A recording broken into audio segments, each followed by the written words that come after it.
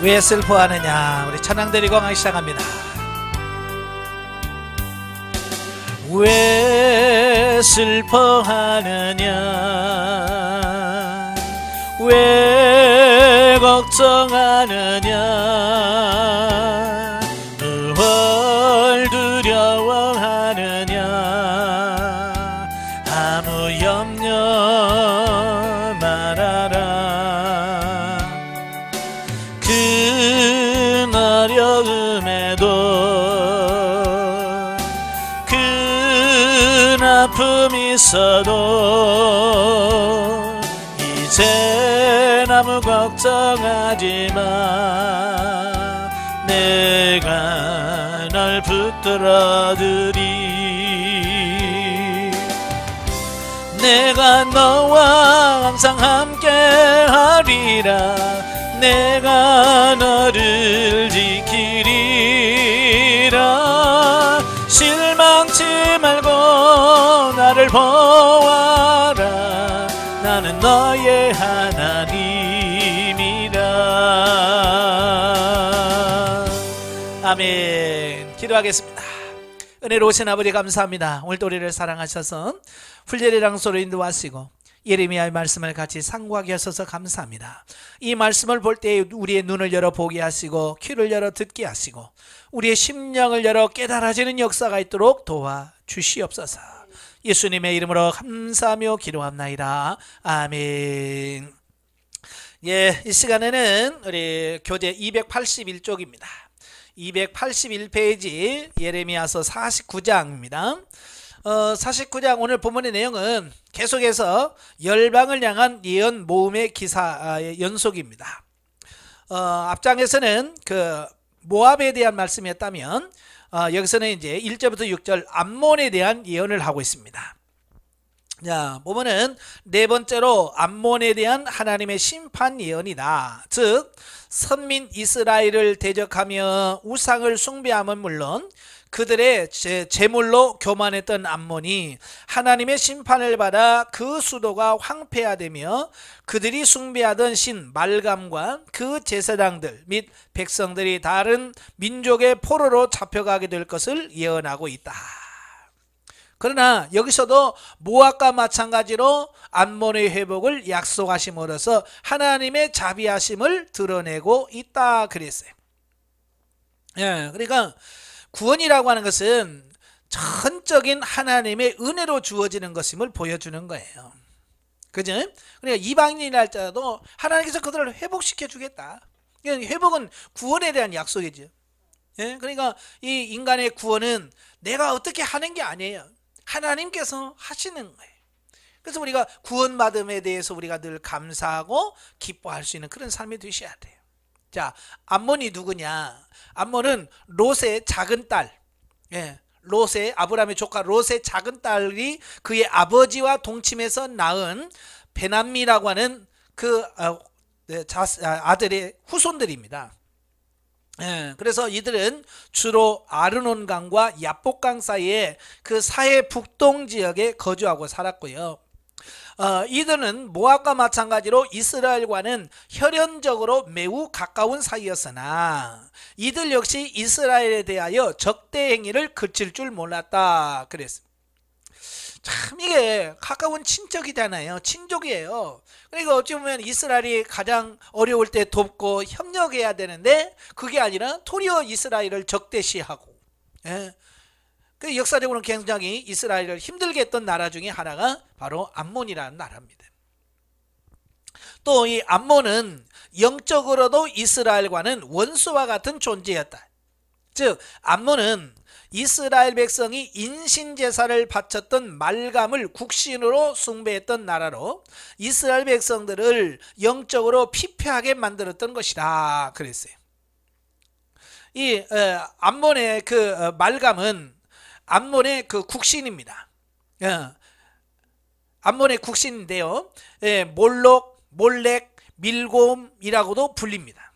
그러니까 그 모압 사람들이 섬겼던 그모스와 아주 비슷해요.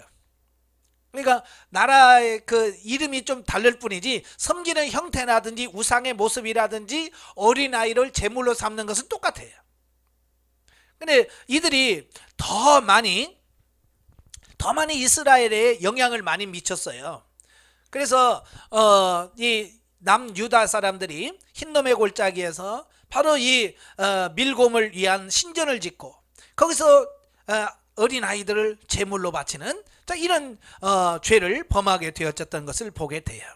그래서 이들은 이스라엘 사람들을 영적으로 피폐하게 만드는 장본인이었다라고 하는 거예요.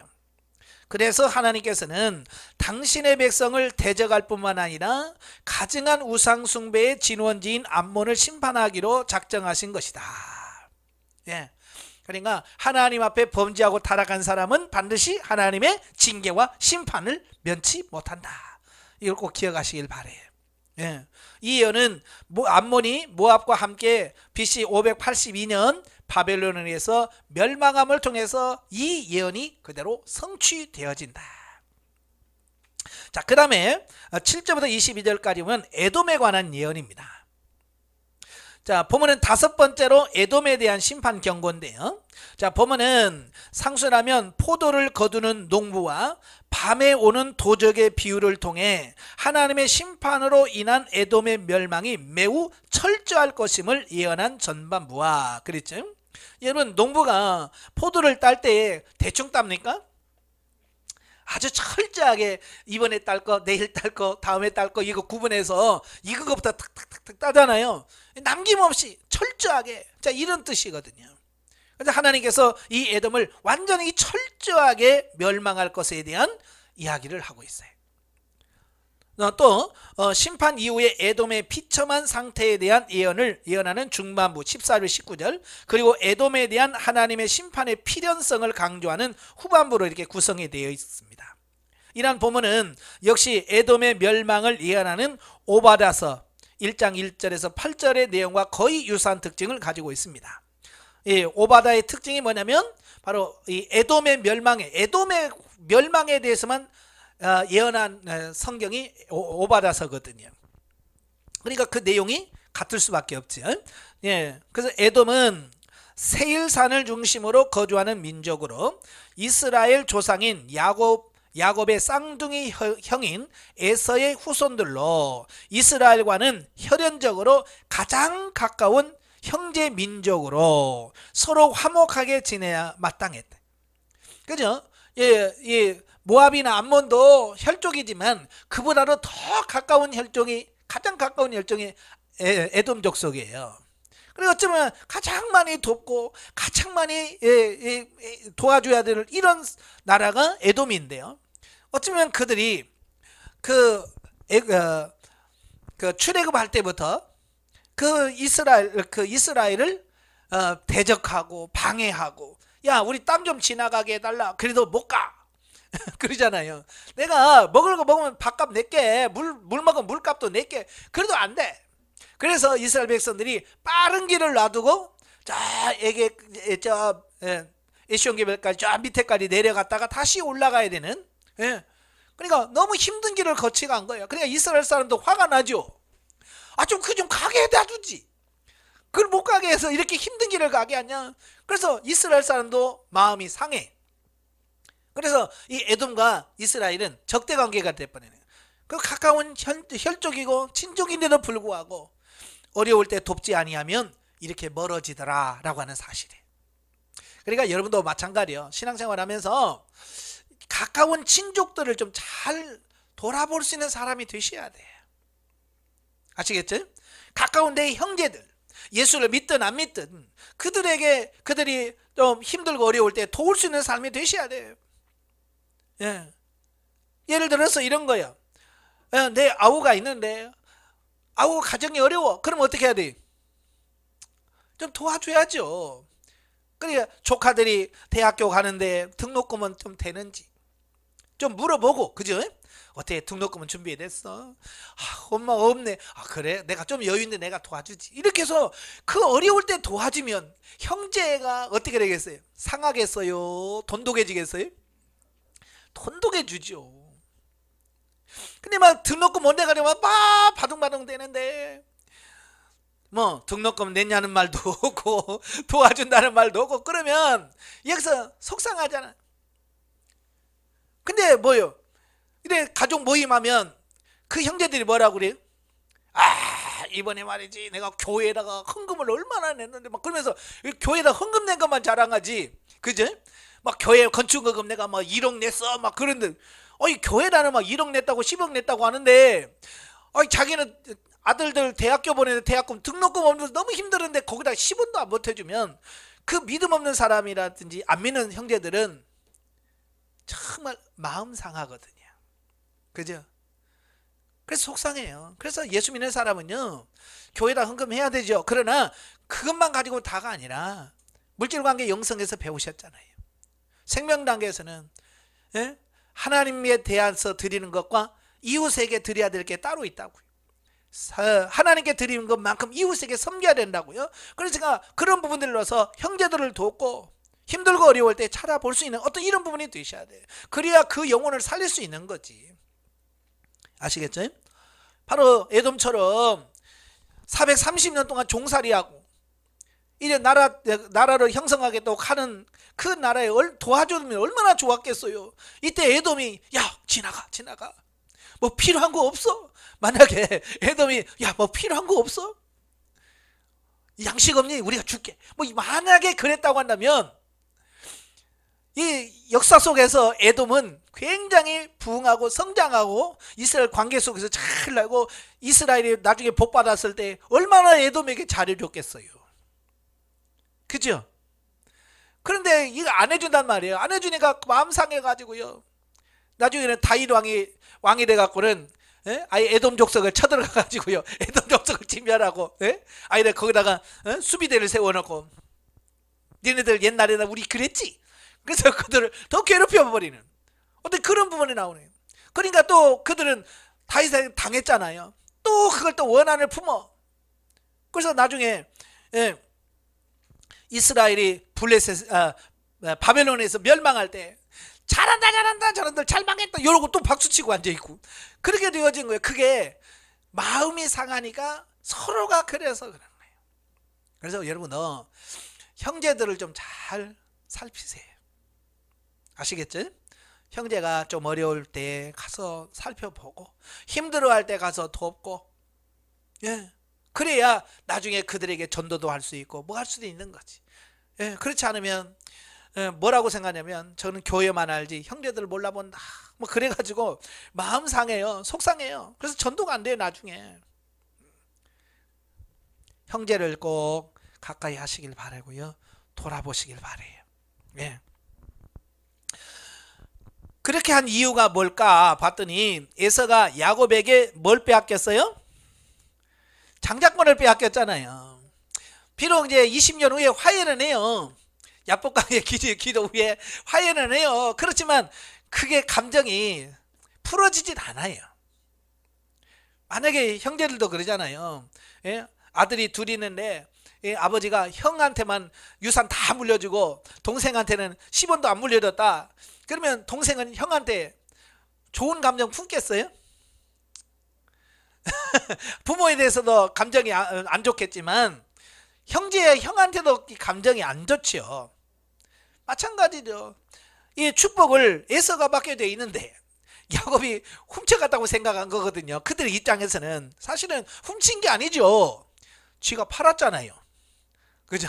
팥죽 한 그릇에, 이거 뭐 굶어 죽을 판에 장작권이 무슨 소용이 있어? 야, 팥죽 줘. 내가 장작권 줄게. 팔아놓고도, 예? 팔아놓고도 그게, 예? 이 마음에, 예, 그게 남아있는 거죠. 그래서 이 관계가 서로 안 좋은 거죠. 자, 그 다음에, 유다가 바벨론의 침략을 받아 곤경에 빠져 처했을 때 기뻐하며 유다의 멸망을 염원하기로 했다. 이 이 에돔의 죄가 이거는 거예요. 이스라엘이 지금 바벨론으로 포로가 돼서 망합니다. 그러면 아이고 어쨌을까 그래야지. 나니 안타까우면서 어떻게 도와줄 수 있을까 이래야 되는데 이 에돔이 잘한다 잘 막한다 그리고 좋아하고 막 좋아하고 기뻐했단 말이에요. 예? 심지어는 바벨론 군사들의 앞잡이 길잡이가 돼서 요리 가면 빨라요 그러고 그들을 도와줬단 말이에요. 그러니까 하나님의 입장에서 보면 얼마나 얄밉겠어요. 비록 하나님의 백성 이스라엘이 하나님의 범죄하고 타락해서 하나님이 심판하실 수밖에 없지만 옆에서 그 짓을 하고 있는 그 에돔이 얼마나 얄미웠겠어요. 그러니까 그래? 그렇게 좋아해? 그래 너도 망해봐. 그래가지고 그들이 바로 이스라엘이 망한 이후에 바로 그들도 에돔도 그 모압이나 암몬 망할 때 같이 멸망을 해버려요. 그러니까 우리가 남이 좀 고난당할 때 그걸 기뻐하면 안 됩니다. 예? 내가 좀 싫어하는 사람이 좀 고난당할 때 그래 10년 묵은 체증이 내려가네 그러면 안 돼요. 아시겠죠? 남이 안 됐을 때 같이 괴로워하고 슬퍼해 줄 수 있는 이런 마음이 되셔야 돼요. 아시겠죠? 예. 그래서 이걸 보면 하나님께서는 자기 백성 건드리는 자는 절대로 용납하지 않습니다. 하긴 이스라엘 건드려 갖고는 살 사람이 없어요. 오늘도 마찬가지. 하나님의 교회, 하나님의 백성 건드려 놓고 잘된 사람 없습니다. 예. 그 여러분도 포함돼요. 예. 뭐 교회만 핍박하는 누군가를 말하는 게 아니라 오늘 교회 안에서도 같이 신앙생활하는 성도들 가운데 서로 핍박하고 미워하고 그 하나님께서 기뻐하지 않는다는 것을 우리가 꼭 기억하셔야 돼요. 자, 그 다음에 23절부터 27절까지 보면 다메섹에 대한 예언이 나와요. 자, 보면은 6번째로 다메섹에 대한 심판 경고입니다. 이 다메섹은 당시 근동 지역에서 교통, 군사, 상업의 요충지에 위치한 아람의 수도로서 매우 번성하였는데 여기서 아람 전체를 상징하고 있다. 우리는 보통 이 아람이란 나라보다는 다메섹이라는 말이 많이 더 귀에 익숙하죠. 왜냐하면 성경에 다메섹이라는 이름이 참 많이 나오기 때문에 그래요. 근데 그 나라의 수도는 결국 그 나라를 대표하거든요. 그러니까 우리나라는 코리아, 한국이라고도 하지만 서울 하면 외국에서 서울 그러면 우리 대한민국을 다 가리키는 말로 받아들일 수 있습니다. 마찬가지로 여기서 다메섹이라고 하지만 다메섹 수도만 말하는 게 아니라 그 나라 전체를 가리키는 말이다 라고 이렇게 볼 수 있습니다. 따라서 본문의 예언은 아람 왕국 전체에 대한 것이라고 알 수 있다. 한편 여기서 다메섹의 멸망의 심판이 선포된 이유가 무엇인지 분명하게 나타나 있지 않습니다. 예, 다른 이런 족속은 이런 우상숭배라든지 교만한이라든지 뭐 이런 분명한 어떤 심판의 명목이 있어요. 그런데 이 다메섹에는 그런 게 분명히 나와 있지는 않아요. 다만 이 다메섹 역시 블레셋이나 모압, 암몬, 에돔 등과 마찬가지로 우상숭배와 선민 이스라엘을 괴롭힌 것이 심판의 주 원인인 것으로 추정됩니다. 예, 사실 이 다메섹 아람은요 끊임없이 이스라엘을 힘들게 하고 괴롭힌 나라 중에 하나거든요. 특별히 그 엘리사 시대라든지 엘리사 시대 또 그 이후에도 계속해서 이 다메섹은 북이스라엘을 힘들게 했던 나라 중에 하나다라고 이렇게 보면 돼요. 예, 다메섹은 이스라엘 통일 왕국 시대 일때부터 이스라엘을 괴롭혀 왔으며 특히 BC 734년경에는 북왕국 이스라엘과 연합하여 남유다를 위협하기도 합니다. 예, 그러니까 그때 아람 나라의 왕인 르신과 북이스라엘 왕인 베가와 연합을 해요. 예, 둘이 꿍짝을 막 하고 이 남유다 왕인 아하스와 전쟁을 하게 됩니다. 예, 그 전쟁을 하게 된 이유가 뭐냐면 그때 당시 이제 아수르라는 나라가 갑자기 커졌어요.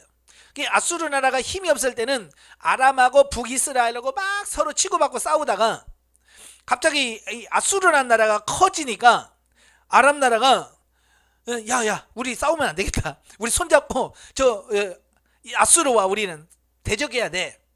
자, 이렇게 바뀌어버린 거예요. 어제 적이 오늘은 동지가 된 거예요. 예. 그래서 이제 둘이 손을 잡고 아수르와 맞서려고 하는 거예요. 그러면서 이 남쪽 유다 왕인 아하스 왕에게 야 우리도 손잡아. 우리 손잡고 같이 편을 들자. 그러니까 아하스가 내 자기를 괴롭히다가 예? 손잡자 그러니까 이 아하스가 눈치가 빠르잖아요. 난 니네하고 손 안 잡아. 그런 도리어 아수르 왕하고 손을 잡아버렸어요.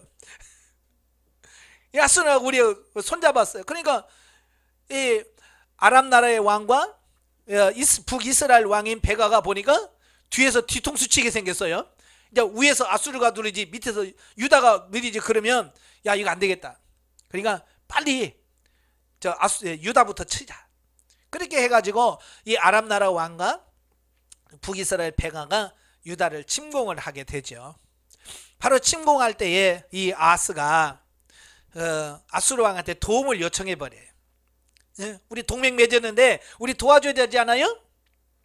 그래서 동맹을 맺어서 그때 아수르 왕이 도와줍니다. 그래서 아수르 왕이 그때 아람 나라를 쳐들어가요. 그래서 아람 나라를 멸망을 시켜버리고 북이스라엘도 거의 다 정복을 하고 에브라임 지파 그쪽만 좀 남고 나머지는 다 아수르에 빼앗겨 버리는 그런 때가 오는 거예요. 바로 그 직전에 주어진 말씀이다라고 볼 수 있겠죠. 이러한 이유로 하나님은 다메섹을 심판하기로 작정하셨고 581년경 다메섹이 그 바벨론의 느부갓네살의 침략을 받아서 멸망함으로써 이 예언이 성취되어진다.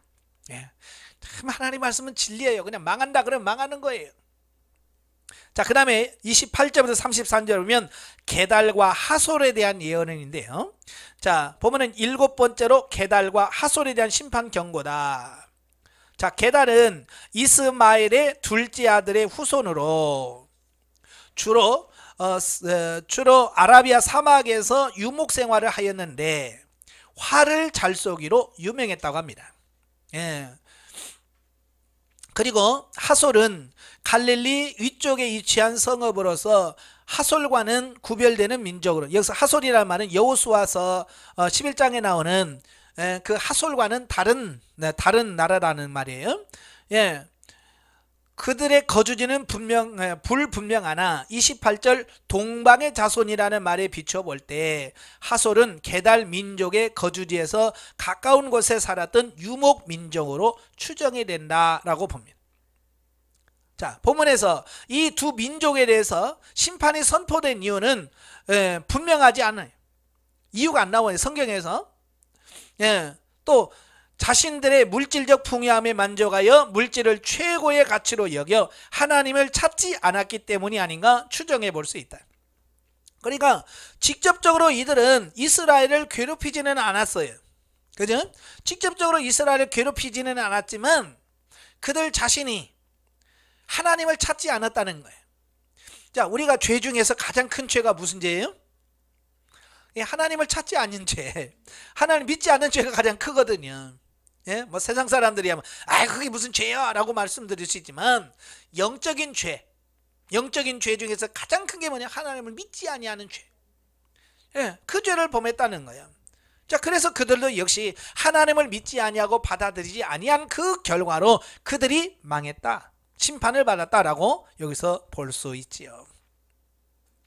그래서 본문도 역시 정확히 언제 성취되었는지는 알 수 없지만 바로 느부갓네살 생전에서 성취된 것만은 분명하다.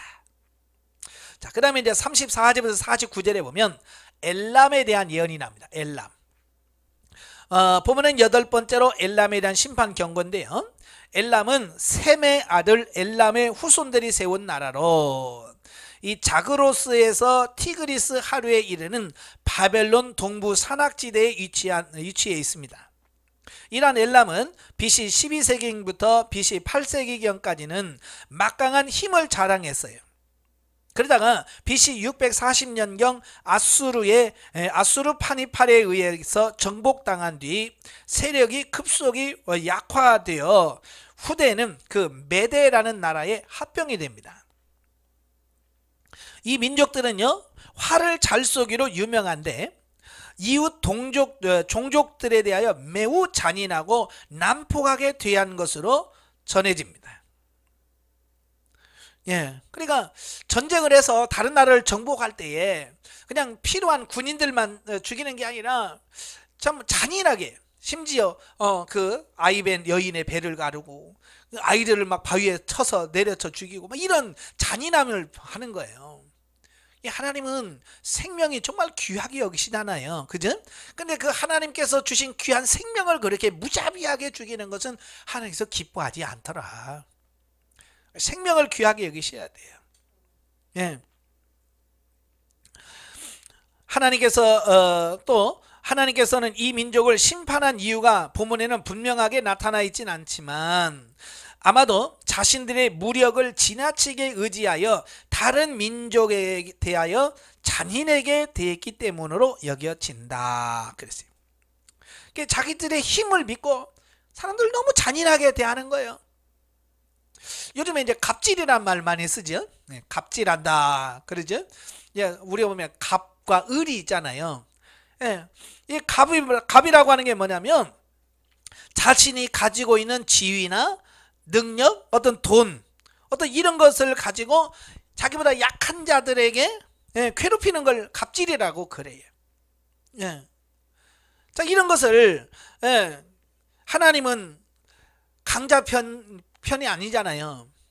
하나님은 항상 약자 편이에요. 그래서 성경에 보면 너희는 과부와 고아와 이런 사람 이방 나그네들을 괴롭히지 말고 그들을 도와라. 왜요? 이 과부 고아 이런 사람들은 약자잖아요. 사회적으로 약자. 그런 사람들에게 갑질하지 말라고 성경에서 분명히 말씀하고 있거든요. 근데 이들은 지금으로 말하면 갑질을 많이 한 거예요. 자기들이 힘이 있으니까 힘 가지고 약한 나라 치고 막 잔인하게 빼앗고 죽이고 이런 걸 했단 말이에요. 그래서 하나님께서 그것을 그들을 심판하시는 이유, 원인으로 보았다는 것입니다. 여러분도 마찬가지예요. 절대 갑질하지 마세요. 참 예전에 보면 그 전세 사고 월세 사면 주인한테 얼마나 갑질 받습니까? 그죠? 그 참 서럽잖아요.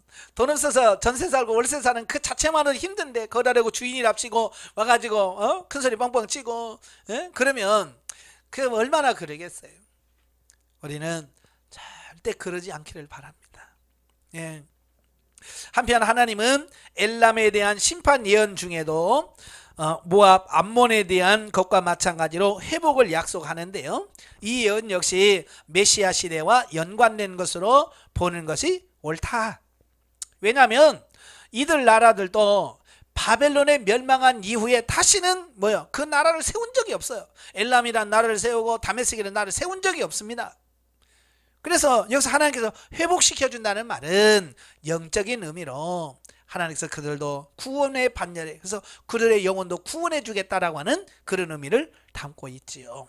그래서 신약시대 이후에 바로 사도 바울을 통해서 복음이 그들에게 전파되잖아요. 그죠? 그 땅에 복음이 전파되어서 거기서 교회가 세워지고 구원의 역사가 일어나게 돼야죠. 바로 이 예언, 회복시켜준다는 예언이 그래서 성취되어지는 것을 보게 됩니다. 자, 50장으로 가지요. 자, 50장은 열방을 향한 예언 모음 기사의 연속. 1절부터 20절이면 바벨론에 대한 예언입니다.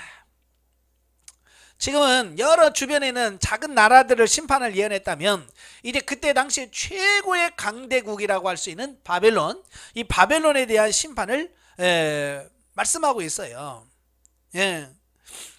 자, 9번째자 마지막으로 열방을 심판하는 도구로 사용된 바벨론에 대한 하나님의 심판을 경고한 사실을 언급하고 있다 그랬어요. 그러니까 그때 이 바벨론은 세계를 주름잡고 있었거든요. 바벨론에 대적할 만한 나라가 없었어요. 그렇지만 그 바벨론 역시 하나님의 손에 들린 징계 막대기에 불과했다는 사실이에요. 이걸 우리가 잘 아셔야 돼요. 나라가 힘있고 아무리 강해도 하나님의 그 막대기에 불과한 거예요. 쓰시는 막대기에 불과한, 그러니까 교만하면 안 되는 거예요. 그러니까 지금 경제적으로 부강한 나라라고 생각하는 미국이라든지 중국이라는 나라, 러시아라는 나라, 이 나라들은 참 그 힘 가지고 갑질을 많이 하잖아요. 이건 하나님께서 역사의 주관자라는 사실을 그들은 부정해서 나오는 거예요. 그 힘을 가지고 어때요? 다른 나라를 세우고 돕는 옛날 미국은 참 그랬거든요. 그죠? 이제 갈수록 자기 이기적으로 자기 나라만 챙기다 보니까 이제 문제가 생기는 건데요. 하나님의 나라는 뭐요? 어려운 나라 돕고 그러라고 부자 나라 만들어 주신 거거든요. 참 중국 같은 나라는 참 하나님께서 그렇게 잘 살게 했으면 그 힘 가지고 어떻게 해야 돼요? 약한 나라 돕고 그래야 되는데 지금 그렇지 못하잖아요. 그죠? 힘 가지고 약한 나라 협박하고 막 이런 거 돈 가지고 막 약한 나라 쥐고 막 흔들어요. 그래서 중국 인정을 못 받는 거잖아요. 그래서 중국은 미래가 없는 거예요. 왜냐? 하는 짓을 보면 성경에 쭉 보세요. 그런 짓 하고 잘 사는 나라가 있어요, 없어요? 없습니다. 이걸 아셔야 돼요.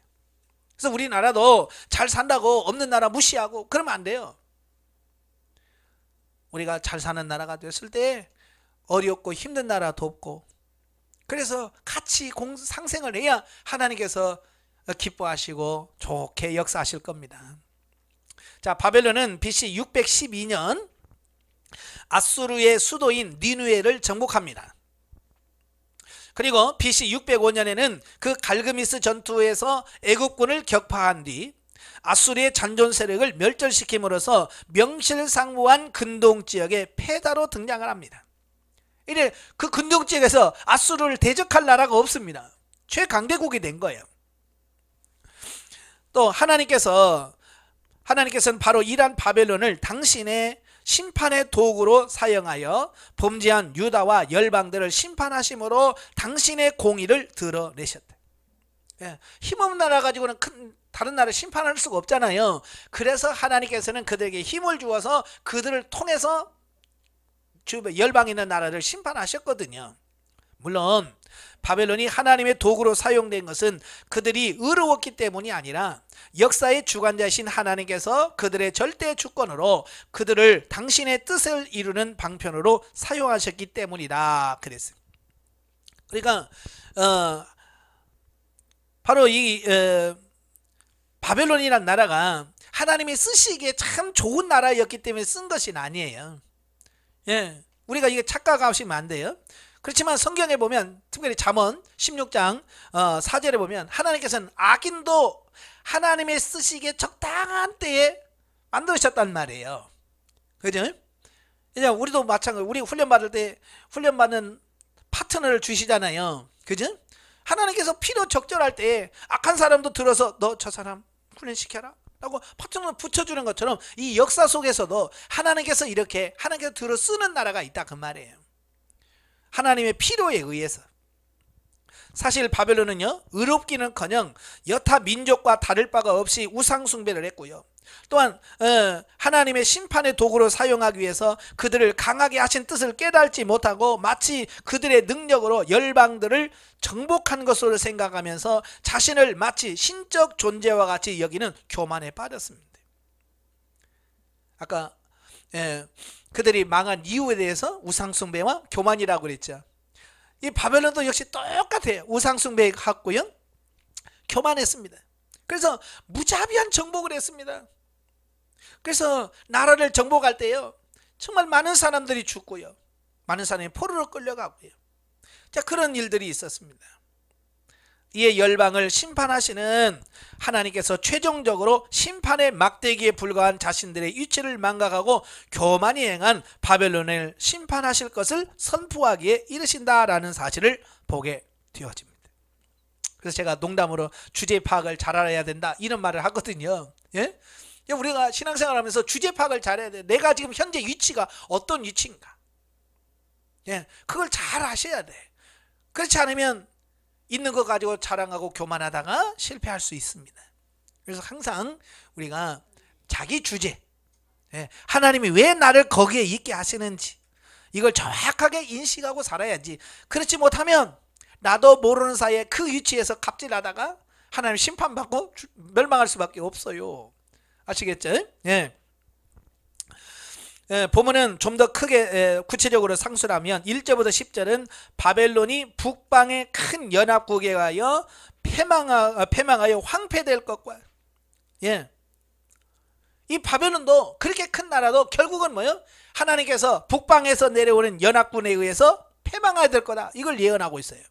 그 나라가 어떤 나라냐면 메대와 바사의 연합국을 말합니다. 예, 메대와 바사의 연합국을 말하고요.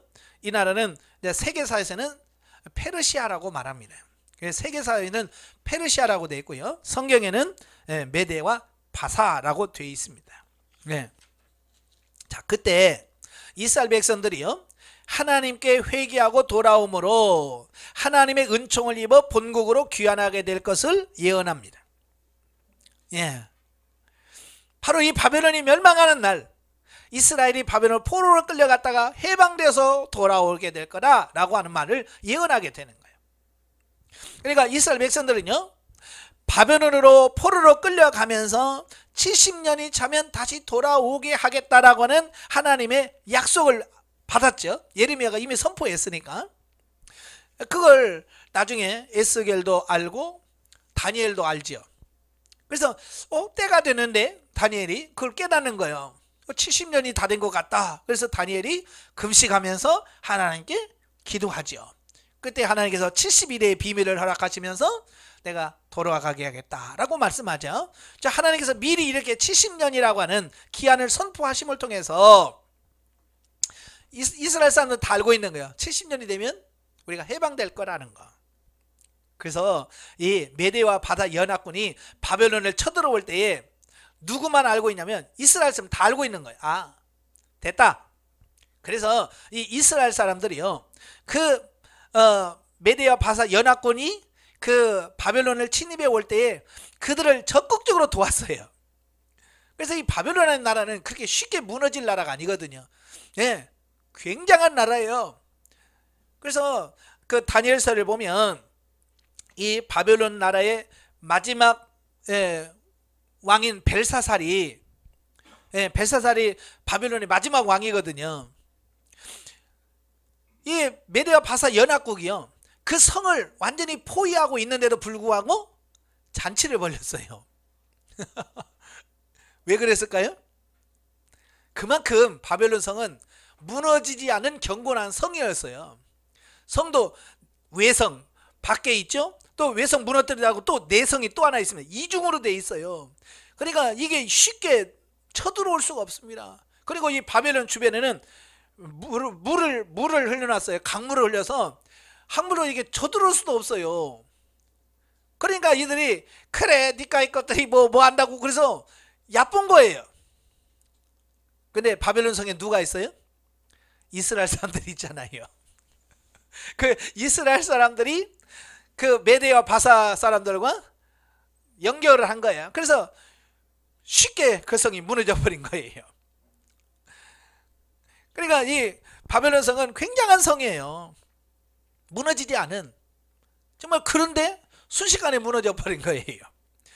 바로 이게 하나님께서 이스라엘 백성들의 마음을 움직여서 그들을 돕게 만들어 버린 거예요. 그러니까 어찌 보면 이 메대와 바사 연합군의 입장에서 보면 정말 이거 큰 힘들게 전쟁에서 이길 거라고 생각했는데 너무 쉽게 이긴 거예요. 왜? 유대인들이 도왔거든요. 그래서 그들이 전쟁을 이기고 나서 제일 먼저 선포한 게 고레스 왕이 칙령을 내리죠. 칙령 내린 게 뭐예요? 유대인들은 본국으로 돌아가라. 그리고 성전을 짓고 하나님께 예배를 드려라 라고 칙령을 내릴 수 있었던 거예요. 다 이유가 있었던 거예요. 그냥 된 게 아니에요. 다 이렇게 이스라엘이 메대와 바사를 돕고 협력했기 때문에 바로 그 공을 인정한 거예요. 그래서 너 돌아가, 본국으로 돌아가. 다른 나라는 못 돌아갑니다. 오직 이스라엘만 돌아가게 만드는 거예요. 그들이 도울 수 있었던 게 뭐예요? 바로 예레미야의 예언을 통해서 그들은 하나님의 때가 됐다는 걸 알고 있는 거예요. 그래서 도울 수 있었던 거죠. 자, 여기서 볼 수 있듯이 그 바벨론의 멸망은 곧 이스라엘의 회복으로 이어졌다. 이러한 사실은 바벨론에 대한 하나님의 심판이 그들의 죄 때문이기도 하지만 궁극적으로는 선민 이스라엘의 회복을 위한 것임을 알 수 있다. 그러니까 바벨론이 살아있는 한, 바벨론이 존재하는 날은 이스라엘은 본국으로 돌아올 수 있어요, 없어요? 없어요. 바벨론이 지키면 어떻게 가요? 못 가죠. 근데 바벨론이 망하면 이스라엘은 갈 수 있거든요. 그래서 하나님께서 바벨론을 치신 거예요. 자, 우리가 자아 파쇄에 대해서 말씀드렸지? 하나님께서 왜 우리의 자아를 파쇄합니까? 예, 자아가 파쇄가 되어야 영이 살 수 있고 활동할 수 있기 때문에 자아를 파쇄하는 것과 같은 이치예요. 그러니까 바벨론이 망해야 돼. 우리의 육신이 죽어져야 돼. 그래야 영적인 삶을 살 수 있다는 비밀을 여기서 우리에게 보여주고 있는 거예요. 자, 그와 마찬가지로 대종말 때의 이 세상에 대한 하나님의 최후 심판 역시 성도의 구원과 완전한 하나님의 나라의 도래를 위한 필수 불가결한 조치다. 예, 그래서 성경에도 그러잖아요. 예, 망하였도다. 예, 바벨론이여 망하였도다 그러잖아요. 거기서 말하는 바벨론은 여기 말하는 바벨론을 말하는 게 아니라 세상 나라를 대표하는 그 세상 나라들을 바벨론이라고 지칭을 하고 있습니다. 망해야 돼요. 세상 나라가 망할 때 하나님의 나라가 임합니다. 아시겠죠? 예.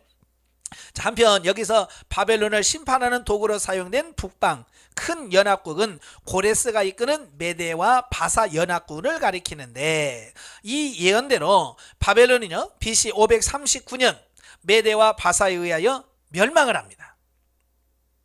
그리고 바벨론의 포로 생활하던 이스라엘을 BC 538년에 고레스의 칙령을 내립니다.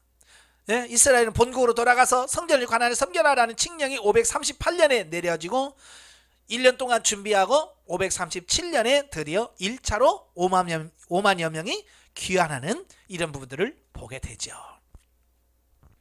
자, 21절부터 46절이면 바벨론에 대한 예언 두 번째.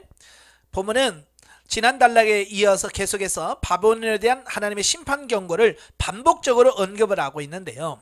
좀 더 구체적으로 살펴보면 먼저 21절부터 28절은 바벨론에 대한 하나님의 심판을 여러 비유를 통해서 묘사하고 있습니다. 즉 본문은 싸움의 소리와 파멸의 소리, 온 세계의 방망이가 꺾여 부서짐, 또 올무를 놓음, 다툼, 병고를 열고 분노의 병기를 냄, 곡간을 열고 그들을 쌓아 무더기 같게 함, 황소를 죽임 등의 여러 비유들을 통해서 바벨론에 대한 하나님의 진노의 심판을 생생하게 묘사하고 있습니다. 예. 이렇게 하나님께서 그 성을 완전하게 심판하시고 멸망해 버리겠다라고 이렇게 말씀해 주고 있습니다. 그러면서 29절부터 40절에서 바벨론의 멸망의 원인을 설명하고 있습니다. 예. 그 멸망의 원인은 크게 두 가지예요. 첫째, 교만. 그 다음에 하나님의 백성을 압제하는, 예, 이스라엘을 치고 포로로 끌려가고 하는 그런 하나님의 백성을 압제한 이 두 가지라고 볼 수 있습니다.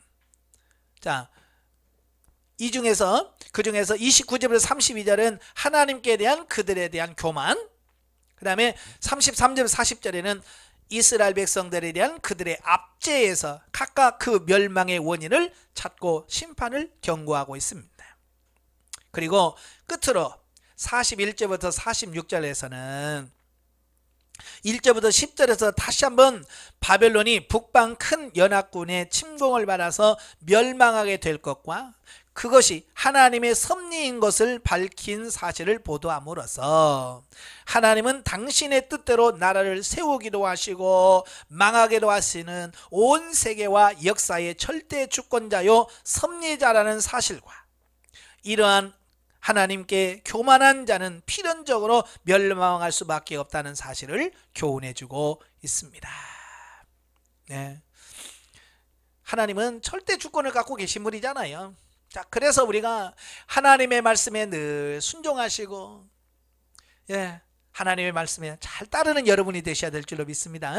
예, 하나님의 말씀에 불순종하고 살 수 있는 사람 없어요. 자, 51장으로 가지요. 51장은 열방을 향한 예언 모음 기사의 종결 부분인데요. 자, 1절부터 44절에 보면 바벨론에 대한 예언 세 번째입니다. 자, 본문은 바벨론에 대한 하나님의 심판을 다양한 각도에서 선포하고 있는데요. 좀 더 구체적으로 상소를 하면 1절부터 14절은 하나님께서 메대와 바사를 통해서 바벨론을 심판하실 것을 예언한 사실을, 참 이때만 해도요 메대와 바사는요 아직 큰 나라가 아니에요. 변방의 작은 나라였습니다. 예. 그러니까 사실 그 말씀을 믿는 게 참 힘들잖아요. 그러니까 이런 거죠. 지금 뭐 우리는 대한민국 하면 큰 나라인 것처럼 보이지만 사실 이 대한민국이라는 나라는 동방의 아주 작은 나라잖아요. 그죠? 예, 지도 보면 뭐 조금밖에 안 돼 있고요. 그러니까 지금부터 한 뭐 70년 전에 한 6.25 전쟁이 일어나고 만약에 그때 6.25 나서 완전 폭삭 망해가지고 아무것도 없는 그때에 잠시 후에 하나님께서 이 대한민국을 세계 이런 나라로 세울 거다라고 하면 다른 사람들이 뭐라고 생각하게, 다른 나라들이 뭐라고 했을까요? 아이고 그게 가능하냐? 그냥 이렇게 쓸 거예요. 근데 지금 어때요? 역사적으로 이렇게 전쟁에서 폐허가 됐던 나라가 이렇게 강한 나라가 됐다는 건 정말 세계에서 놀랄 일이잖아요. 이런 나라는 없어요. 이렇게 짧은 기간 동안에 이렇게 부강한 나라를 형성한 게 없습니다. 마찬가지예요. 바벨론의 입장에서 이 메대와 바사, 이 조그마한 나라가 이게 언제 커서 자기를 칠 거라고 아무도 생각 못 했거든요. 근데 하나님께서 그렇게 키워서 하게 하신 거거든요. 하나님은 못 하실 게 없어요. 그죠? 하나님 못 하실 게 없는 거예요. 근데 그걸 말씀해 주고 있습니다. 15절부터 19절은 창조주 하나님과 대조되는 바벨론 우상의 회파 예언을 통해서 바벨론의 멸망과 이스라엘 민족의 회복을 암시한 사실을 말씀해 주고 있습니다. 예, 우상 숭배하고 복받 못 받습니다. 예, 하나님의 심판을 받지요.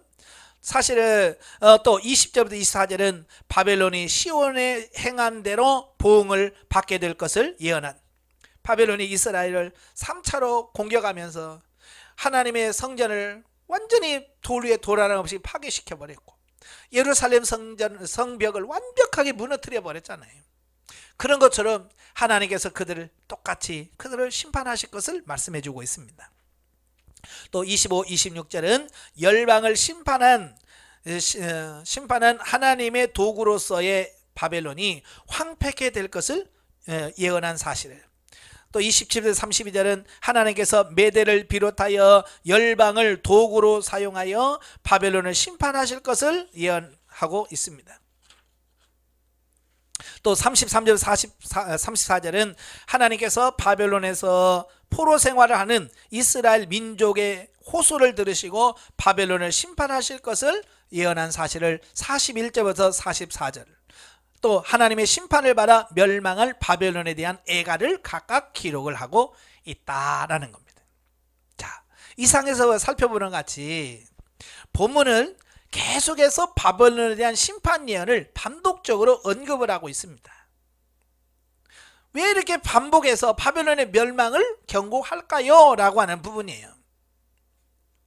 자, 왜 반복해서 하냐면 이스라엘 백성들에게 당시 대제국이었던 바벨론의 멸망의 필연성을 주지시켜 하나님이 온 세상 모든 나라와 역사의 참된 주권자임을 깨닫게 하고 범죄한 자는 누구든지 막론하고 멸망할 수밖에 없음을 보여주어 그들로 하여금 자신들의 죄를 회개하고 하나님 말을 온전히 의뢰함은 물론 포로 생활 가운데서도 좌절하지 않고 용기와 회복에 대한 소망을 갖도록 하기 위한 거다 그 말이에요. 그러니까 사실은 그런 강대국인 바벨론이 망한다, 누가 믿겠어요? 누가 믿어? 그죠? 그러니까 한 몇 년 전만 해도 미국이 망한다 그러면 뭐라고 했겠어요? 저 미친놈 다 있네 그랬을 거예요. 안 믿을 거예요. 왜? 미국이 망할 거라는 것은 이 세계 사람들이 머릿속에 그게 없어요. 저런 나라 어떻게 망해? 그러나 요즘에 보면 이제 좀 그럴 수도 있겠다. 그러잖아요. 트럼프 대통령으로 통해서 막 이런 뭐 연합국 뭐 이런 거 모습을 보면서 미국에 대한 환상이 깨져버렸잖아요. 예. 그러니까 지금 미국이 망한다 그래도 뭐 그럴 수 있지 뭐 아마 망할 수 있을 거야 라고 지금은 그렇게 바뀌어져 버린 거죠. 예. 근데 당시 바벨론은 막 힘을 키워가는 과정이 있기 때문에 예레미야가 바벨론이 하나님이 심판하신다 그래도 야 그게 말이나 되냐? 어떻게 저런 나라가 망해? 라고 아무도 안 받아들이는 거예요. 그러니까 이 예레미야 선지자가 반복해서 아니야 하나님은 절대 망해 하나님께서 하신대 하나님 심판하실 거야 라고 계속해서 반복해서 말씀하셨어요. 왜 그러느냐? 두 가지 목적이에요. 첫째는 회개하라는 겁니다. 누구에게? 이스라엘 백성들에게. 하나님께서 이런 역사를 가지고 이렇게 역사해. 너희가 회개해야 돼. 그래야 이 하나님의 나라가 회복된다. 그 회개가 첫째 목적이에요. 두 번째는 소망을 주게 하며요. 그러니까 바벨론으로 포로로 끌려가면서 그들은 뭐야? 노예로 끌려가니까 무슨 소망이 있겠어요? 그렇죠?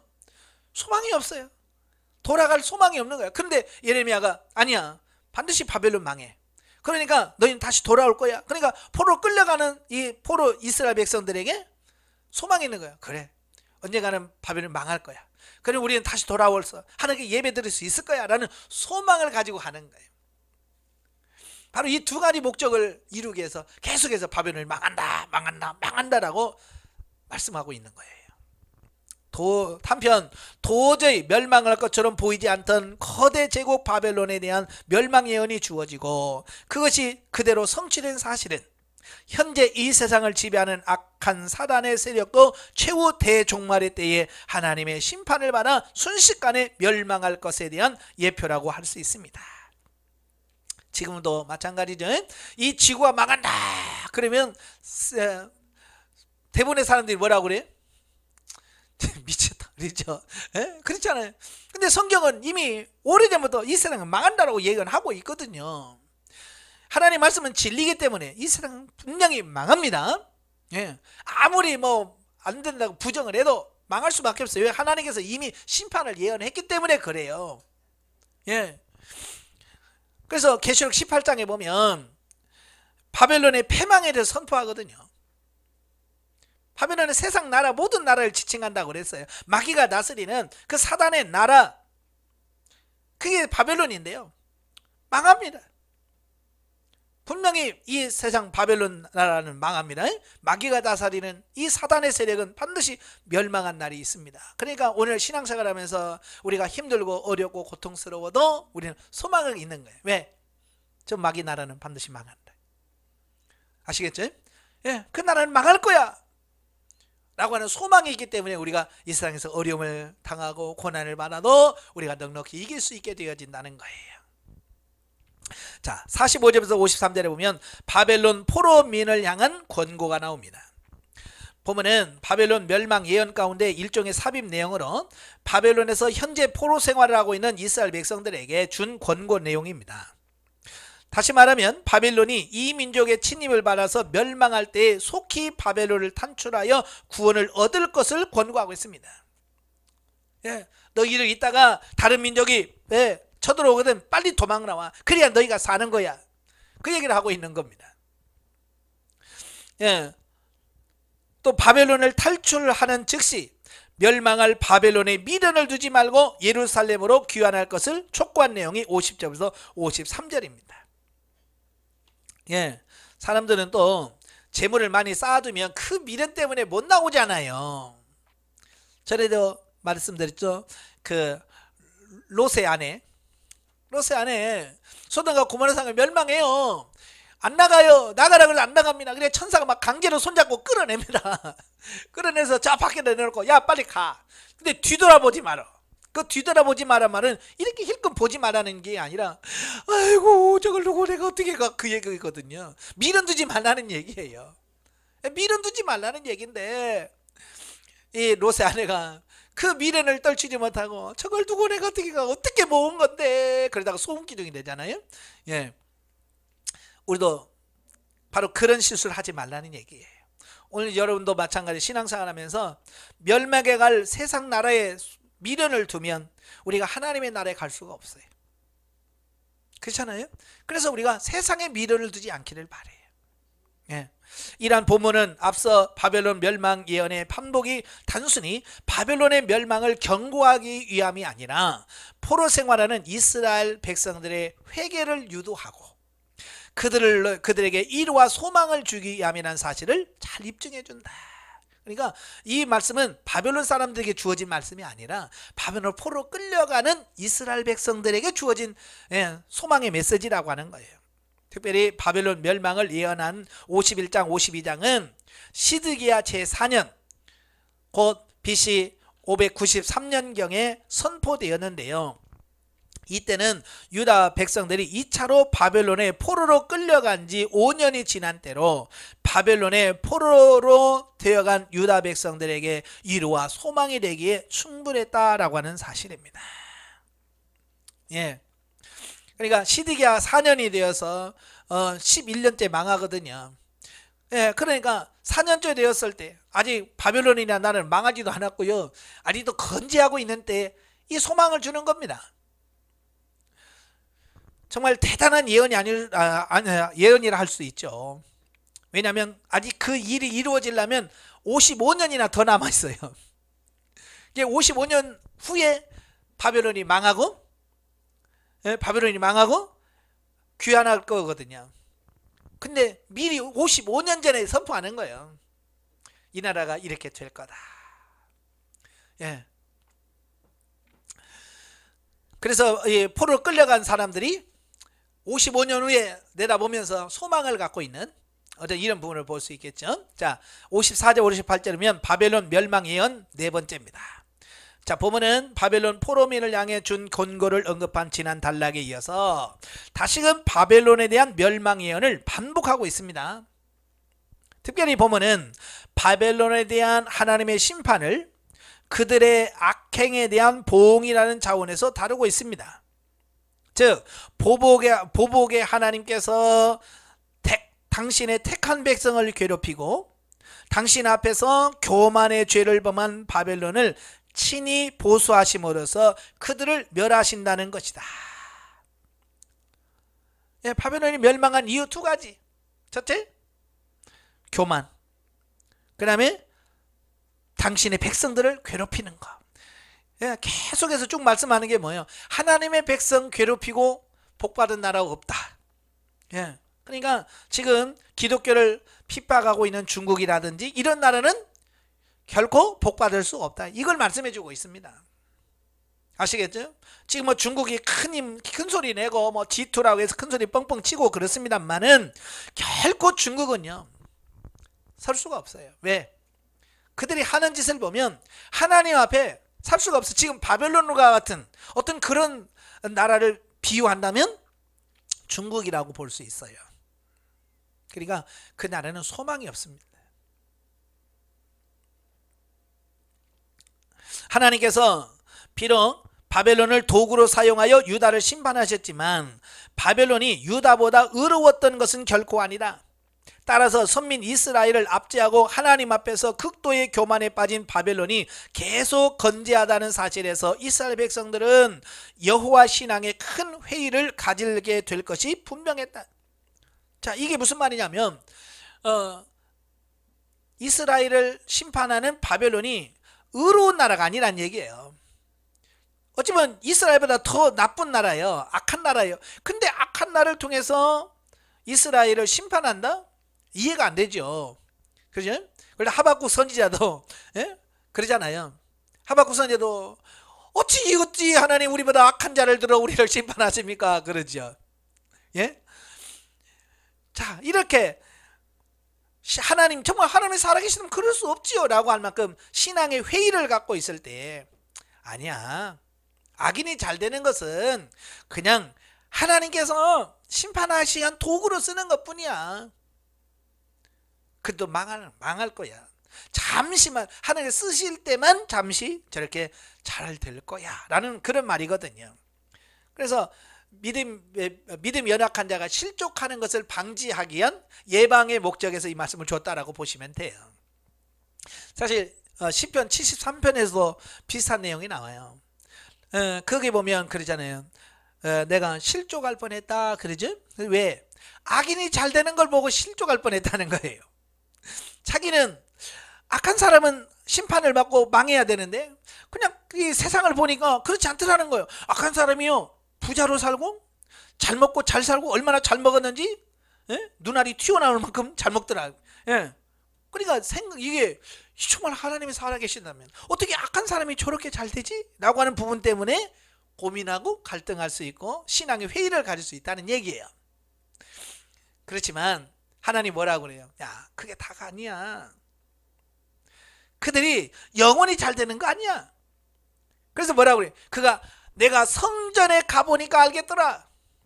세상은 잘 모르겠는데 하나님 앞 성전에 가보니까 품었던 의문들이 다 해결돼 버리는 거예요. 뭐냐면 세상에서 그렇게 잘 먹고 출세하고 성공해서 잘 되는 것 같았는데 하나님 앞에 가보니까 하나도 없는 거예요. 구원을 못 받는 거예요. 다 어때요? 미끄러져서 지옥 가서 고생하고 있는 걸 보면서 하나님은 공의로우시구나. 그래서 뭐예요? 여호와의 가까이 함이 복이다. 다른 게 복이 아니란 말이에요. 그냥 하나님과 함께 있다면 내가 가난해도 하나님과 함께하면 복이고 내가 병들어도 하나님이 함께하면 복이다. 이걸 고백하고 되는 거예요. 그러니까 지금 악한 사람이 잘 되는 거 그거 가지고 뭐 하나님이 정말 계시다면 그럴 수 있습니까? 그러지 마시라고요. 하나님이 그렇게 하신 거예요. 왜? 악인도 하나님께서 쓰시려고 잠시 동안 그들에게 허락하신 부분이다 라고 볼 수 있는 거예요. 이에 하나님은 바벨론에 대한 멸망의 예언을 선포하심으로써 이스라엘 백성들이 품을 수 있는 이런 회의를 일소하고 포로 귀환에 대한 소망을 주어 여호와 신앙을 더욱 견지하도록 하신 것이다.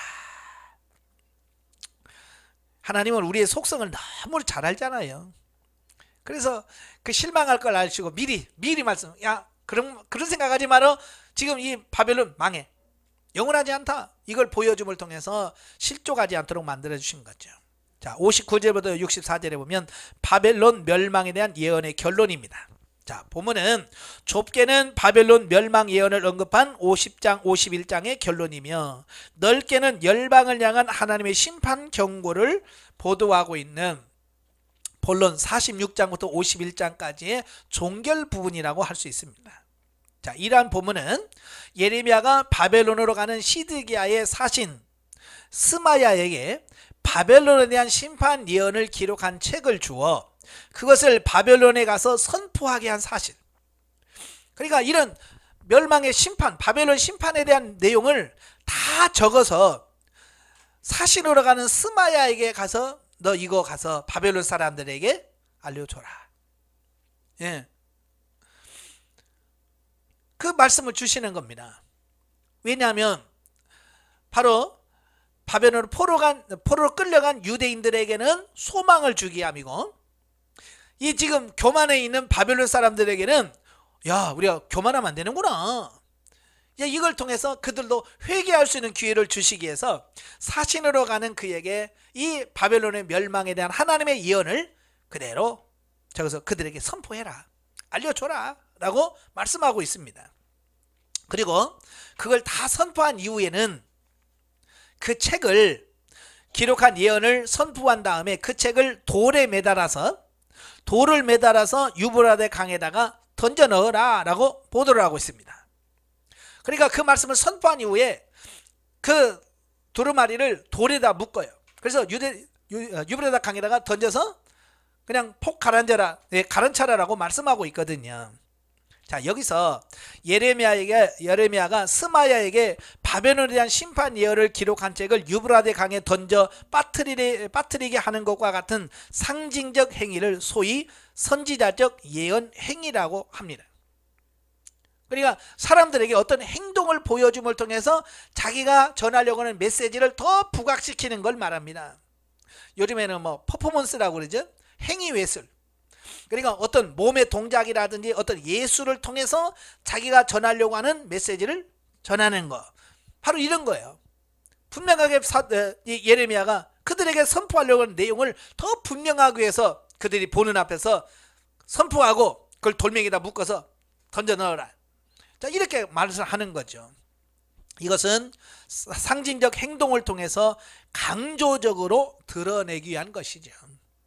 자, 여기서 바벨론의 멸망을 예언한 기록한 책이 유브라데 강에 빠졌다는 것처럼 바벨론 역시 멸망하여 다시는 재기할 수 없음을 확증하는 의미가 담겨져 있다.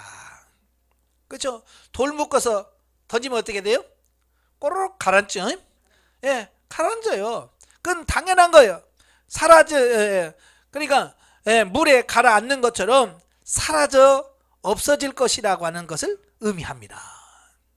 그래서 그렇게 강력했던 바벨론도 사라져 버려요. 없어져 버리는 거예요. 그래서 바벨론 제국이 없어지고 페르시아 제국이 그 나라를 대신하는 이런 부분을 통해서 예레미야가 예언한 그 예언이 그대로 성취되어진 것을 보게 되죠. 실제로 바벨론은요, BC 539년 바사의 고레스에 의하여 멸망당한 이후로 재기하지 못하고 역사의 무대에서 완전히 사라지고 말았다.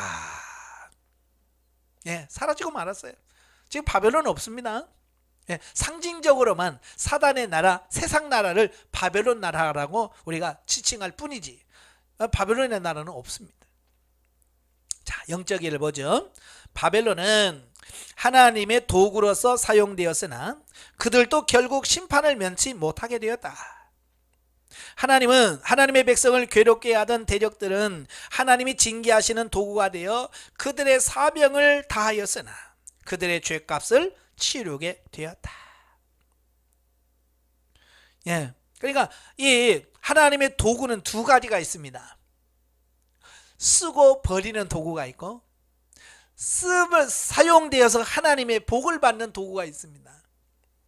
그러니까 하나님의 쓰임받았다고 되는 게 아니라 정말 버리는 도구가 되면 안 돼요. 우리가 일명 토사구팽이라는 말을 쓰잖아요. 토사구팽이란 말은 뭐냐면 내가 필요할 때 쓰고 끝나고 나서 버리든지 잡아먹든지 하는 거예요. 원래 이 토사구팽이란 말은 토끼 사냥을 할 때는 사냥개를 키워요. 그죠? 예, 토끼 사냥을 하면 사냥개를 키워서 막 해서 토끼를 몰아서 잡잖아요. 근데 토끼 사냥철이 끝나면 개도 필요 없잖아요. 그죠? 토끼 사냥철이 끝났으니까 개를 잡아먹어. 바로 그게 토사구팽이라는 말이거든요. 그러니까 우리가 하나님 앞에 토사구팽 당하면 안 돼요. 바벨론처럼. 그래서 우리가 하나님의 쓰이는 도구지만 버림받은 도구가 아니라 쓰임받고도 계속해서 하나님 앞에 인정할 수 있는 도구가 되는 게 중요한 거예요. 자, 우리도 집에서 보면 그렇잖아요. 일회용 도구가 있죠? 일회용은 그냥 쓰고 그냥 버려버리는 거예요. 그러나 일회용이 아닌 것은 뭐예요? 쓰고 다시 씻어가지고 다시 얹어놔요. 그래서 또 쓰고 그러잖아요. 오늘 일회용이 되면 안 돼요. 우리는 하나님 앞에 쓰고 버림받는 자가 아니라 하나님 앞에 인정받는 사람이 되셔야 된다, 그 말이에요. 현재 성도가 자신의 죄성 혹은 외부적인 문제로 고통을 당한다면 하나님의 선하신 결과를 믿고 나아가야 할 것이다. 그러니까 혹시 우리가 영성을 열어받으면서 하나님의 어떤 심판이나 징계를 통해서 우리가 고통받는다 할지라도 이건 망하는 게 아니에요. 제가 늘 그러잖아요. 우리가 질병에 걸려서 몸이 아파요. 이건 죽는 게 아니에요. 만약에 하나님이 정말 나를 죽이길 원하셨다면 그냥 일로 와 그러면 갈 텐데, 굳이 우리에게 육신의 질병을 줘서 이 세상에 살게 하신 이유는 당장은 죽이겠다는 말이 아니거든요. 나로 하여금 회개하고 깨닫고 변화될 수 있는 기회를 주신 거거든요. 그게 하나님의 사랑인 거예요. 그러니까 고난중에 우리는 하나님이 나에게 기회 주셨구나, 하나님 감사합니다. 그래서 그 기회를 통해서 내 자신이 변화되어 가는데 초점 맞춰야 된다, 그 말이. 아시겠죠? 예, 고난의 환경에서 하나님이 하시는 일을 적극적으로 보여주시고 큰 일을 하시려고 하는 주의 뜻을 믿고 이해가 안 되고 때로는 걱정스럽지만 자신의 육체를 복종시키고 말씀을 믿고 바라고 나가면 하나님이 일하시는 것을 보게 되고 새로운 믿음이 생긴다. 예, 아까 시간도 말씀드렸지만 우리 인간은 한계예요. 한계를 가지고 있어서 하나님의 뜻을 다 이해하고 깨달을 수는 없어요. 우리는 못 깨달아. 물론 우리가 하나님의 뜻을 정확하게 알고 순종하면 정말 좋겠죠. 그죠? 알고 순종하면 기가 막히겠죠. 그러나 우리가 몰라도 순종하다 보면 깨닫게 돼요. 아시겠죠? 예, 순종하다 보면 이런 뜻이었구나 라고 나중에 깨닫게 됩니다. 그러니까 알든 모르든 하나님의 말씀이라면 일단 순종부터 하라, 그 말이에요. 그러니까 조금 믿음 없는 사람은 알아야 갈 거 아니에요, 자꾸 알려주세요 라고만 한단 말이에요. 가다 보면 알아요. 아시겠죠? 그러니까 일단 순종부터 하시길 바래요. 자, 52장입니다. 52장은 부록으로서 예루살렘 멸망과 그 이후의 사건들을 말씀해 주고 있어요. 자, 보면은 본서 전체의 결론이자 역사적 부록에 해당되는 부분으로서 예루살렘의 멸망과 그 이후의 사건들을 기록으로 본서의 대필자인 바룩이 첨가한 것으로 추정이 되는데요. 내용적으로 보면 열왕기하 24장 18절부터 25장 30절을 거의 문자적으로 인용한 겁니다. 그러니까 열왕기하의 말씀을 그냥 그대로 여기다가 딱 갖다 붙여놨다라고 보면 돼요. 예. 자, 이렇게 그러면 왜 이미 열왕기하에 말씀한 부분을 여기다가 첨가했을까라고 하는 분은 예레미야를 통해서 선포하신 그 유다 심판에 대한 유다를 향한 심판 경고가 분명히 성취되었음을 밝힘으로써 예레미야의 예언, 특히 유다 회복의 예언 역시 분명히 성취될 것이라는 것을 확신하고 나아가 하나님의 모든 예언은 반드시 성취된다는 사실을 역설하기 위한 것이다. 예. 그러니까 열왕기에 기록된 말씀을 여기다 인용함을 통해서 봐라, 이렇게 예레미야가 예언하더니 그대로 되었지 않냐 라고 하는 부분을 증명하기 위한 부분으로 볼 수 있습니다. 자, 우리가 논문을 쓸 때에, 논문이라고 하는 것을 쓸 때에 내가 주장하는, 내가 하려고 하는 말을 그냥 내가 막 쓰면 안 돼요. 내가 어떤 것을 주장했을 때 다른 사람도 내 의견에 동의한다 라고 하는 것을 갖다 넣어야 돼. 그냥 내 생각은 이래 그러면 안 돼요. 그래서 인용을 하는 거예요. 인용. 그래서 누가 이런 말을 했다 라고 하는 것을 인용을 해서 거기다 표현해놓고, 내 주장은 내 생각이 아니라 이 사람도 이렇게 생각했다, 이 사람도 이렇게 생각했다. 그래서 자기 생각이 옳다라고 하는 것을 그 논문을, 다른 사람이 쓴 논문이나 책을 갖다가 인용함을 통해서 증명하는 거예요. 그러니까 이 바룩이 바로 논문 쓰는 형식을 빌어서 열왕기하의 말씀을 딱 갖다가 보면서 봐라, 예레미야의 예언과 열왕기하의 말씀이 같다, 똑같다. 이걸 통해서 예레미야의 예언이 사실이다, 실제라고 하는 것을 증명하기 위해서 그렇게 했다라고 볼 수 있는 거예요. 자, 이러한 본문은 크게 세 부분으로 나뉘어지는데요. 먼저 1절부터 23절은 예루살렘이 바벨론에 의하여 함락될 당시의 정황을 보도하고 있는데, 이를 좀 더 상수하면 1절부터 10절은 예루살렘 함락과 시드기야 왕의 종말에 대해서, 12절부터 16절은 예루살렘 성과 왕궁과 성전이 바벨론 군대에서 파괴되고 비천한 자를 주의한 유다 백성들이 바벨론의 포로에 끌려간 사실에 대해서, 17절부터 23절에서는 성전 기물이 바벨론 군대에 의하여 노략당한 사실에 대해서 보도하고 있습니다. 이건 역사적인 사실이죠. 그대로 사실적으로 기록을 하고 있고요.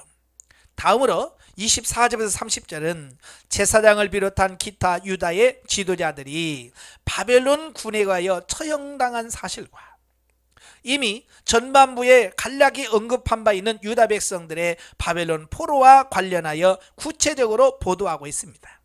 그리고 끝으로 32절부터 34절은 바벨론 제2차 침공 당시 포로로 끌려간 여호야긴 왕의 석방한 사실을 언급함으로 본문을 마무리합니다. 자, 여호야긴이 누구냐면 바로 여호야김 왕의 아들입니다. 이 여호야김은 애굽 왕이 그 요시야가 전쟁에서 죽지요. 죽으니까 그 이스라엘 사람들이 그의 아들 중에서 여호아하스, 둘째 아들입니다. 둘째 아들을 유다의 왕으로 세웠어요. 그리고 3개월 후에 애굽 왕이 예루살렘에 와서 쳐들어와서 이 여호아하스를 포로로 끌어가면서 그의 형인 여호야김, 원래는 엘리야김입니다. 엘리야김을 여호야김으로 이름을 바꿔서 왕으로 세워요. 그러니까 어쩌면 그런 애굽 왕이 세운 꼭두각시 왕이죠. 그래서 애굽 왕에게 복종을 하지요. 그러다가 605년도에 1차 예루살렘이 함락이 됩니다. 그때에 바벨론 왕이 이 여호야김을 인정해 줘서, 그래 너 왕으로 세워줄게. 그 대신 내게 복종해라 라고 하는 명령을 받아서 왕으로 세웁니다. 그런데 그가 시간이 좀 지나다가 애굽파하고 손을 잡고 반바벨론 정책을 폈어요. 그래서 두 번째 바벨론 왕이 침공해 오죠. 그때에 그 전쟁에서 여호야김이 죽습니다. 왕이 죽어요. 그러니까 이스라엘 사람들이 왕이 죽으니까 그의 아들 여호야김의 아들 여호야긴을 왕으로 세웠어요. 그래서 3개월 후에 그 성이 함락이 돼요. 예루살렘이 함락이 돼요. 그러면서 이 바벨론 왕 느부갓네살이 바로 그 3개월밖에 안 된 그 여호야긴을 잡아가요. 사로잡아서 바벨론으로 포로로 끌어가 버려요. 그리고 그의 숙부이면서 요시야의 왕의 아들 세 번째 아들인 시드기야를 왕으로 세워요. 그때 포로로 끌려간 아들이 여호야긴이에요. 그래서 바벨론에서 포로로 끌려가 생활하다가 어느 날 갑자기 바벨론 왕이 포로에서 해방을 시켜줍니다. 그리고 그의 신분을 회복을 시켜줍니다. 그래서 왕의 자리에서 왕자처럼 그런 대우를 해줍니다. 자, 이건 뭘 의미하느냐? 이제 그런 얘기예요. 이것은 본서 전체에서 언급되고 있는 이스라엘 민족에 대한 하나님의 심판 목적과 결과를 예시한 것이라고 할 수 있다. 즉 여호야긴의 석방을 언급함으로써 이스라엘 민족에 대한 하나님의 심판이 멸망을 위한 것이 아니라 구원과 회복을 전제한 것으로 구원의 때가 이르면 이스라엘을 다시 회복시킬 수 있다는 사실을 암시해주고 있다라고 하는 거예요. 그래요, 그죠? 바로 이걸 통해서 이제 때가 되면 우리도 풀려날 수 있겠구나라는 소망을 갖게 하는 어떤 그런 사건이라고 볼 수 있죠. 이러한 본문과 본서 전체와의 연관성 하에서 얻을 수 있는 교훈은 뭐냐? 성경의 모든 예언은 하나님의 감동으로 된 것으로서 반드시 성취될 진리의 말씀이라는 사실을 깨닫게 돼요. 그러니까 예레미야 입을 통해서 선포되면 그 말씀대로 그대로 되어진다는 거예요. 그리하여 우리는 최후 심판과 하나님의 나라의 도래에 대한 성경 예언이 반드시 성취될 것을 확신한다. 그러니까 예레미야서를 보면서 우리가 하나님 말씀은 그대로 성취되는구나. 그러면 계시록에 예언되어진 예수 그리스도의 재림과 그 이후에 일어날 하나님의 나라 그것이 그대로 성취될 거라고 하는 사실을 오늘 우리들에게 확신을 가져라. 그걸 여기서 말씀해 주고 있다는 겁니다. 자, 영적에 보면 하나님의 말씀에 순종치 않으면 인생에 쌓아놓은 모든 것을 소멸하게 하신다. 하루아침에 없어집니다. 이스라엘을 포로에서 해방시켜준 바와 같이 궁극적으로는 고통 중에 있는 성도들이 진리를 깨닫고 돌이키면 죄와 고통에서 해방시켜 주신다는 것을 말씀해 주고 있습니다. 그래서 우리가 첫째 하나님의 말씀에 순종하는 것이 무엇보다 중요하다. 이걸 예레미야에서 가르치고요. 두 번째로 우리가 연약해서 범죄할 수 있죠. 그죠? 죄 지을 수 있습니다. 그 누구나 부인 못합니다.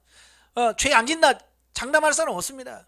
그렇게 죄를 지었을 때 빨리 회개하고 돌이키는 것이 무엇보다도 중요하다는 것을 가르쳐주고 있습니다.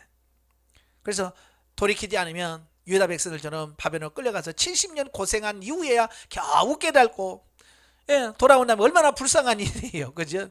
그래서 우리가 빨리빨리 맞기 전에 터지기 전에 회개하고 돌아오는 것이 가장 큰 복이다. 이걸 우리에게 교훈해 주고 있다는 거 기억하시면 좋을 것 같습니다. 기도하겠습니다. 하나님, 예레미야서를 이렇게 마무리합니다.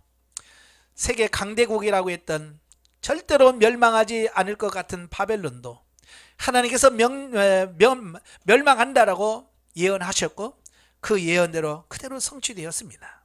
모든 것이 하나님의 말씀대로 되어지는 것을 믿습니다. 이래 예수 그리스도의 재림과 또 영원한 하나님의 나라에 대한 예언도 그대로 성취될 줄로 믿습니다. 우리가 이 말씀을 믿고 순종함으로 하나님의 나라의 온전한 구원에 이룰 수 있도록 저들을 도와주시옵소서. 행여라도 우리가 범죄하고도 회개하지 않은 것 있다면 회개하게 하시고 빨리빨리 회개하고 돌이켜서 우리가 하나님의 징계와 채찍을 맞지 않도록 우리를 도와주시옵소서. 예수님의 이름으로 감사하며 기도합나이다. 아멘. 하나님께 드립니다.